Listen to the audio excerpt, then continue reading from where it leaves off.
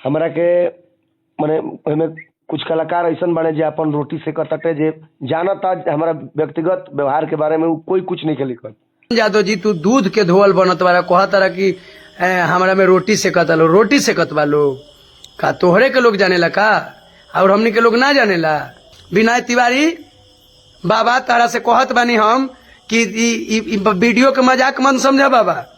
तू बनल बारा लोग क्रिमिनल तू लोग तोरा लोग के हबरा मत तू लोग तोरा लोग के संविधान से तू लोग गोली से मुँह बनू। तोरा के अगर संविधान से ना मार खिवा देनी कलम से अगर तोरा के बर्बाद ना करवा देनी तब मोह छिलवा लेम। जा चंदन यादव तारा लोग के छोड़म ना तारा लोग के न्यायालय में 2 से 4 दिन में तारा पर FIR ना कर देनी तब मोह छिलवा देम। जा चंदन यादव तू काहे ना। नमस्कार प्रणाम भैया, हम ही गायक कलाकार अरुण अलबेला छपरा दिघवारा मटिहान के धरती से। आज ही हमार तीसरा वीडियो न्याय और अन्याय के खिलाफ में बन रहल बा ताकि सच्चाई छुप नहीं सकती बनावट की उसूलों से या सुगंध आ नहीं सकती कागज के फूलों से। ये आज जौन वीडियो फेरी तीसरा वीडियो बन रहल बा। आज चंदन यादव जी के एगो ग्रुप में ऑडियो वीडियो हम देखनी है। आयोजनकर्ता विनय पांडे से उनकर बात होखत बा जेकरा द्वार पर वो प्रोग्राम करे गयल बारन 13 तारीख के चंदन यादव विनय पांडे के दरवाजा पर। और वही विनय पांडे के दरवाजा पर सारा यूट्यूबर भाई लोग आरा छपरा बलिया बक्सर रोहतास बिहार के सब कोई भाई लोग पहुंचल बा। एक विषय ई हो गयल अभी चंदन यादव के ऑडियो में सुननी है हम कि वो फोन लगा के सत्यापन कर माने जनता के बीच में अपन वो ऑडियो रखलन है। आज वो अपन बात भी रखलन है अपना फेसबुक पर। तो चंदन भाई सरस्वती पुत्र बार ईमानदारी से तू बताव सरस्वती माई के क्रिया खा के अगर औलाद उलाद तोरा बेटा उटा भइल होई तो बेटा के भी क्रिया खा सकत बार। बेटा से बढ़ के मतारी बाप से बढ़ के दुनिया में आ जनता से बढ़ के केहू दुनिया में नहीं खे देवता ओकरा बाद देवता पितर बालू। बताई इस सत्यापन चंदन यादव मोबाइल पर बात करत बारन विनय तिवारी से कि विनय बाबा बोली हमारो में कोई दोष बा। तब विनय तिवारी कहत रन कि कोई दोष नहीं खे। हम कहत बानी कि 13 तारीख के विनय तिवारी के दरवाजा पर प्रोग्राम हो रहल बाटे। आ चंदन यादव 2 दिन पहले लाइव आके कोई स्टेज पर बोलत बारन कि यूट्यूब वाला रे तोहनी के खोजत बानी तोहनी के दवाई हम करवाए। एक विषय संज्ञान में अगर ये धमकी दे दिलन आ फिर 13 तारीख के प्रोग्राम में पूरे बाउंड्री में बंद करवा के आ सारा यूट्यूबर के कैमरा छिना जात बा। जौना में कुछ यूट्यूबर लोग के कैमरा मिलल और जेमे एक दलित के बेटा के एक जादव समाज के एक ब्राह्मण समाज के एक भूमिहार समाज के कैमरा अभी फंसल बाटे। अब वो में विनय तिवारी आयोजनकर्ता कहत बारन का धनी पांडे जी के परिवार के आदमी कहत बारन की नाना चंदन भैया तारा में दोष नहीं खे यूट्यूबर लोग के कोई कैमरा लूट लिहल। तो हम पूछत बानी धनी पांडे जी के परिवार के विनय तिवारी जी तू बार तारा जब भांस ना रहे तो काहे के तू द्वार पर यूट्यूबर के खड़ा होके देला। शुरू में कहता कि चल जा लोग तू हमरा प्रोग्राम में शेर यूट्यूबर लोग ओकरा बावजूद अगर लगाई तो यूट्यूबर लोग के दोष दियाइत। आज चंदन यादव जी तू दूध के धोवल बनत वाला कहत रहा कि हमरा में रोटी से कतलो रोटी से कतवा लोग का तोहरे के लोग जानेला का और हमनी के लोग ना जानेला।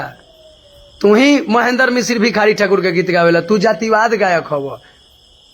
बबुआन जी पासवान जी अहिरान जी भूमरान जी चमरान जी गीत है। गीत संगीत को आप लोग जातिवाद में बांट दिए। ई तो रहल बात अलग बात रहल।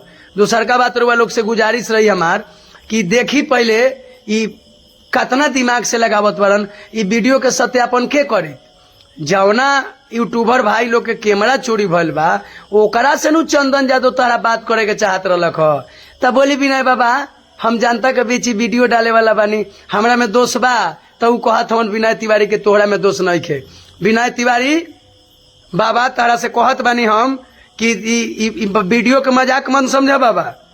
तू गोली मार सकत बार तू संविधान के लिखल बात तू नहीं उड़ा सकत। पूरे यूट्यूबर लोग के अपना द्वार पर बोलवा के कैमरा लुटवा दिल तो कैमरा लुटवैल तो तोहर द्वार तू कैसन भूमिहार रहा हो। तू कैसन भूमिहार रहा कि भूमिहार के भी कैमरा छिनवा दिला। वही के दुसात के चमार के नोनिया के भूमिहार के तेली के सब जात के तू कैसन अहिर रहा हो चंदन यादव कि एगो भूमिहार के दरवाजा पर एगो अहिर के पिटवा दिल, भूमिहार के पिटवा दिल। आज तू सत्यापन विनय तिवारी से करत रहा। विनय तिवारी डीएम का बारन आ हम कोनो जज का बानी? न्यायपालिका के हम कुछ है का? यूट्यूबर भाई लोग तू लोग डेरा मत। आज तू पोस्ट पर जब तू सत रहा बिहार के सब कलाकार लोग अपन अपन विचार रखत बाटे अपना अपना आके सोशल मीडिया पर, तू आज काहे लिखल है? जब तू सच्चाई रहा तो एमे गोलू राजा के मन समझ, गोलू राजा के गोपालगंज प्रोग्राम भइल, तू राजनीतिक खेलत बारा, सब जात के पिटवा दिल आ कैमरा छिनवा दिल 2-2.5 करोड़ के। और कहत बारा आयोजनकर्ता से तू काहे बात कैल हो? आयोजनकर्ता के पुलिस न पूछी जब उनका को में नाम दिया तो तू का जन ल? माने जब वो वीडियोवा में उनकर नाम दिया FIR में तो खुद बताइहन। तोहरा चंदन यादव अगर बात करे के रख सच्चाई के जनता के सामने रखे के रख तो तू डायरेक्ट जवन पीड़ित भाई बारन, यूट्यूबर भाई बारन, जेकर कैमरा छिनाइल बा, जेकरा के तू लोग मरले बार, जेकरा के कापी पर लिख लिख के तू लोग कैमरा ले ले बार, और आदमी के कैमरा मिल गया 5-7 गो यूट्यूबर के कैमरा नइखे मिलल तो के दीही? धनी पांडे बाबा के बेटा नु दिहन आ तू नु देव। तू साजिश के तहत बोलैले बार तो कार्ड मत खेल। तू ना बैकवर्ड बार ना फॉरवर्ड बार, तू देशद्रोही बार, तू केहू के न भइला चंदन यादव। तू यूट्यूबर से काहे ने बात करके अपन ऑडियो जारी कैल? तू आज काहे तू कहाँ रह? मर का गड़ल चंदन यादव, दारू पी के सूत का गड़ल आ तोरा में लोग रोटी से देता ना? तू हमर खेत जोतले बारा, हम तोहर खेत जोतले बानी का चंदन भाई? देख ना तू हमर दुश्मन रह ना हम तार दुश्मन रहनी, तार विचार गंदा रहल। तू सारा यूट्यूबर के 2 दिन पहले कहले बारा कि ना कि तोहनी के रुक रुक हितवा बहन चोदवा हम तोहनी के उपाय करब। तू खा के कह अपना माई बाप के क्रिया, हम भगवती के मंदिर में बानी, तू क्रिया खा के कह। तू चैलेंज दे के कैमरा छिनवा ले लहू सबके यूट्यूबर भाई के।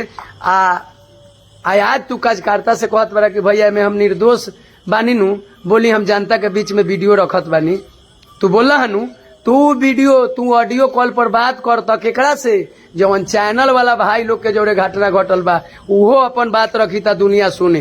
तारा में अगर भांस बा चंदन यादव तो बता देत बानी। तू जेकर जेकर कैमरा नइखे मिलल तू स्टार बनत बारा नु, तू पवनो सिंह से बेसी का नाम कमैले बारा। हम चाहे तू खेसारियो भाई से बेसी का नाम कमैले बारा। ये लोग कितना सामान देवेला मीडिया के, पत्रकार के, जनता के। भारत के चौथा स्तंभ बाटे हमारा मीडिया पत्रकार। आ तू सब एक यूट्यूबर भाई के बोलवा के तू अपन रंगबाजी देखा देलो। का बुझ रहा कि तारा रोहतासे में रंगबाजी होला और बिहार के कहीं रंगबाजी ना होला? आ कलाकार रह तू, कलाकार रह तो हारमोनिया से नु तान छेड़त। कलाकार के लाइसेंसी बंदूक ले ले बारा तो का चाहता रह कि यूट्यूबरे पर ट्राई कर ली? जाना पाकिस्तान के बॉर्डर पर जात काहे नहीं ख वहां जाए के चाहे नु। आ कार्ड खेलत बारा सबके पिटवा के। होश में हो जा, सच्चाई बात यूट्यूबर से बात करो। अरे तो दम हो के तो हमारा मोबाइल पर तू फोन कर। ये हम कहता नहीं था तू कोनो पवन सिंह खेसारी भैया नहीं ख श्रेष्ठ बा लोग। जे श्रेष्ठ बा ओकरा के कभी श्रेष्ठ मानम। हतना बार का पवन सिंह खेसारी भैया बारे उहो कलाकार के, यूट्यूबर का, जनता के भगवान मानेलन। तू 2 दिन 2 लाख 10 लाख 50 लाख रुपया कमा ले। हम तू तो बहुत काले जन्म भइल, परसों बबुआ राछत भइलन। तू हाँ विनय पांडे बाबा हम निर्दोष बानी नु, तू तो वो निर्दोष वाला। तोहरा के तोहर कलाकारी भगवती के मंदिर में कहत बानी। तोहरा के जनता माफ कर दी तो कदी न्यायालय माफ ना करी। तू मरवैया कितना यूट्यूबर के गोली मारवावत हूँ हम देखत बानी। अब हमारा भगिना के तू लोग मरले बारा, मुआ के मरले बारा, साथी म्यूजिक हिट वाला के। तारा लोग के छोड़म ना, तारा लोग के न्यायालय में 2 से 4 दिन में तारा पर FIR ना कर देनी तब मुँह छिलवा देम। जा चंदन यादव तू काहे ना यूट्यूबर से बात कैल ह? जेकरा दुआर पर मार भइल बा उ कहतरन की लूटपाट हो गल कैमरा। तू कैसन आयोजन करता रहा हो कि तोरा दुआर पर लूटपाट हो गल? तू तब तोहरा औकात ओजियने मालूम चल गल। तोहरे दुआर पर प्रोग्राम होकत बा, तोहरे दुआर पर कैमरा छिनात बा, तोहरे दुआर पर सब यूट्यूबर पिटात बा, तोहरे दुआर पर से यूट्यूबर के कैमरा कुछ लोग के मिलला, कुछ लोग के भुला गल। घर में अनाज नहीं गल बा, घुंसारी बनल बारा लोग क्रिमिनल। तू लोग तोरा लोग के हबरा मत। तोरा लोग के संविधान से तू लोग गोली से मुआई बनू। तोरा के अगर संविधान से ना मार खिवा देनी, कलम से अगर तोरा के बर्बाद ना करवा देनी तब मोह छिलवा लेम। जा चंदन यादव।